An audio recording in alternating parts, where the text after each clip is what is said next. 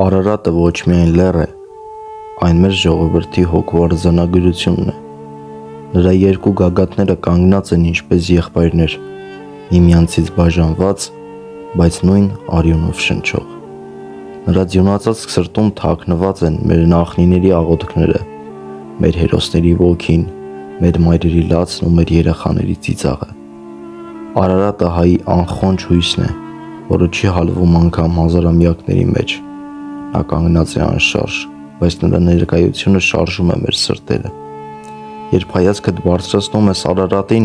զգում ես որքան մեծ է ծնվել այս հողի վրա։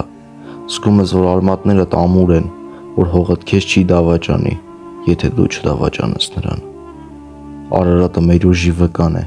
Նա տեսել է թագավորների վերերքն ու անկումը, տաճարների փլատակներն ու վերածնունդը, պատերազմների մռայլությունը եւ խաղաղության երգը։ Բայց ինքն անսասան է մնացել որպես հավերժական հիշեցում,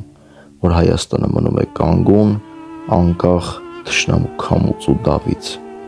Այսօր կան նրանք, որ փորձում են Արարատը մոռացության տալ, կտրել նրա անունը մեր արյունից,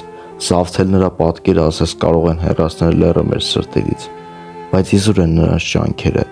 քանի որ Արարատը հայի հոգում է ծնվել, եւ նրա իրական անունը ոչ ոք չի կարող փոխի։ Արարատը նաև Աստծո հետ ուխտի նշանն է։ Այնտեղ գագաթի վրա Նոյի տապալը կանգ առավ, որպես հույսի առաջին նավահանգիստ, եւ այդ օրվանից սկսած Արարատը դարձավ հավերժական հուշարձան, որ մթության ամենախորը գիշերից հետո միշտ գալիս է լույսի առավոտը։ Արարատը ոչ միայն լեռ է,